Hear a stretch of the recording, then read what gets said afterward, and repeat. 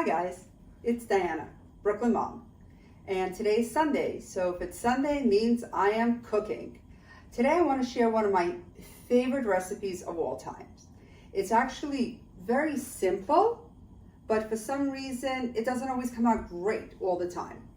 I found the trick to making a really good chicken cutlet, and I want to share that one to you. It's very simple, but it's delicious. First, I always start with pre-pounded cutlets, meaning I buy them thin already. You can buy a whole breast, cut them up and bang them out yourself.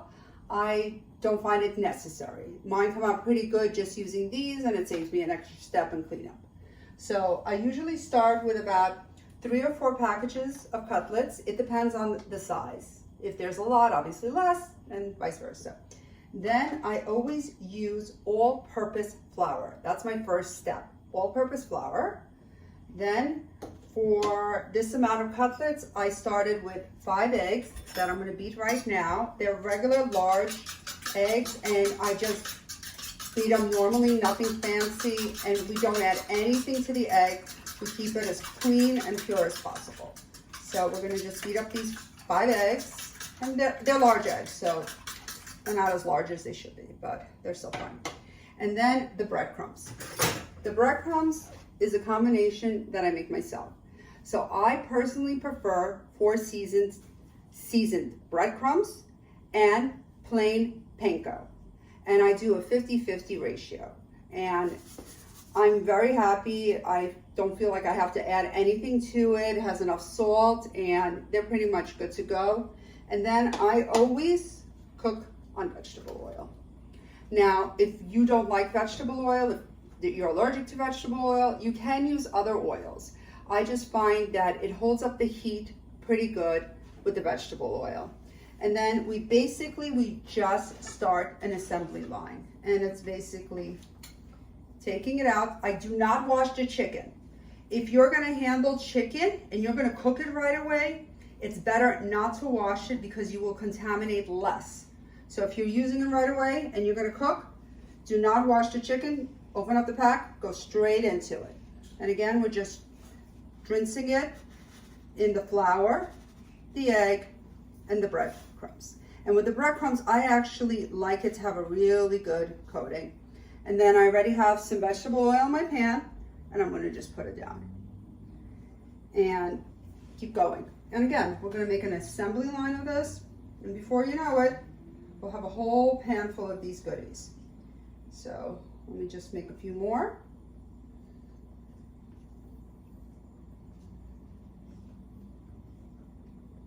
Now the trick with these things is you want to catch them at the right color. You don't want your cutlet too light, and you don't want it too dark. You want it just at the right time. I have a spatula out. I don't use the spatula. It's here. I always use a fork. And I start with the first piece that I put down, and I remember. And I'm gonna check it, and it's still too light. I don't know if you could see it, but it's still too light for my flavor. I'm gonna come a little closer and show you. This is still a little too light for me. So we're gonna give her a few more minutes. On this side.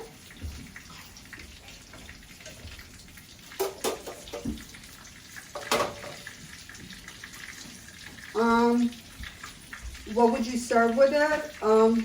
I think you could do, obviously, any kind of pasta. I think would taste yummy with it. I would do maybe like a buttery sauce with a little lemon, a little Parmesan cheese for the pasta. That will taste good. If you want to do a chicken Parmesan, obviously that goes without saying. So you're going to take your cutlet, you're going to put some sauce on it, you're going to put some mozzarella cheese or whatever cheese you prefer, and you're going to bake it in the oven. And that's basically how it becomes chicken Parmesan. Because it's a cutlet. Okay, so this one is a different story. That's why I said you got to check them, and each one is individual. This is the coloring it should be. This is what you want, especially from the first piece. So I'm gonna put that down. Flip it over. Check the others. Okay. The middle piece is definitely done. It looks beautiful.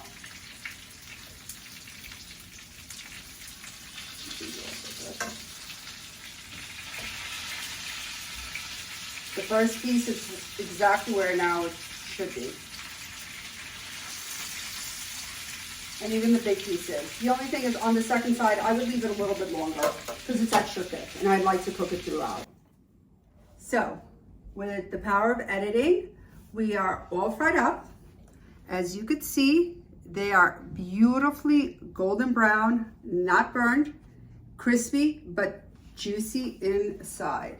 And we made about, I would say, a dozen out of the packages. And I'm gonna cut one open and just show you. It sounds like heaven, it tastes like heaven. And if you had smell-o-vision, you'd be smelling like heaven. Beautifully, beautifully cooked cutlet. If you enjoyed this recipe and enjoying this channel, please like, subscribe, and share. And hopefully next Sunday I'll be back with another cooking. Take care. Bye.